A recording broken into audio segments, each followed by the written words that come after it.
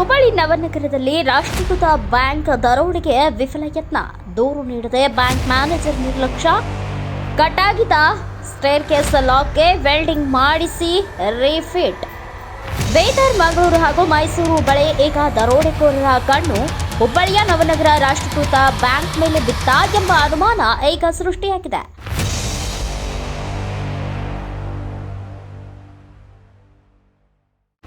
ಇದಕ್ಕೆ ಪುಷ್ಟಿ ನೀಡುವಂತೆ ಹುಬ್ಬಳ್ಳಿಯ ನವನಗರದ ಎಪಿಎಂಸಿ ಬಳಿಯ ರಾಷ್ಟ್ರೀಕೃತ ಕೆನರಾ ಬ್ಯಾಂಕ್ನಲ್ಲಿ ದರೋಡೆಗೆ ವಿಫಲ ಯತ್ನ ನಡೆದಿದೆ.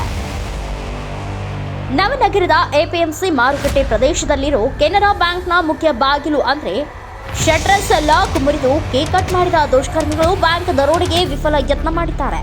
ಇನ್ನು ಇದರ ಬಗ್ಗೆ ಬ್ಯಾಂಕ್ ಮ್ಯಾನೇಜರ್ ಯಾವುದೇ ದೂರು ನೀಡದೆ ಘಟನೆಯ ಬಗ್ಗೆ ಸ್ಪಷ್ಟನೆ ನೀಡಲು ಹಿಂದೇಟು ಹಾಕುವ ಮೂಲಕ ನಿರ್ಲಕ್ಷ್ಯ ತೋರಿದ್ದು, ದರೋಡೆಕೋರರ ವಿಫಲ ಯತ್ನ ನಡೆದ ಮುರಿದ ಬಾಗಿಲು, ಗೇಟ್ ಮತ್ತು ಕೀಗೆ ವೆಲ್ಡಿಂಗ್ ಮಾಡಿಸಿ ಪ್ರಕರಣ ಮುಚ್ಚಿ ಹಾಕುವ ಪ್ರಯತ್ನ ಮಾಡುತ್ತಿರುವ ಗಂಭೀರ ಆರೋಪ ಕೇಳಿಬಂದಿದೆ. ಈ ಬಗ್ಗೆ ಮಾಧ್ಯಮಗಳು ಪ್ರಶ್ನೆ ಮಾಡಿದ್ದ ಬ್ಯಾಂಕ್ ಮ್ಯಾನೇಜರ್ ಬ್ರಹ್ಮಾನಂದ ಏನು ನಡೆದೇ ಇಲ್ಲ ಎಂಬಂತೆ ಸ್ಪಷ್ಟನೆ ನೀಡಿ ನಿರಾಕರಿಸಿದ್ದಾರೆ. ಬ್ಯಾಂಕ್ ಮ್ಯಾನೇಜರ್ ನಡೆ ನೋಡಿದರೆ ಈ ಪ್ರಕರಣ ಮುಚ್ಚಿ ಹಾಕಲು ಯತ್ನಿಸುತ್ತಿದ್ದಾರಾ ಎಂಬ ಅನುಮಾನ ಮೂಡುತ್ತಿದೆ.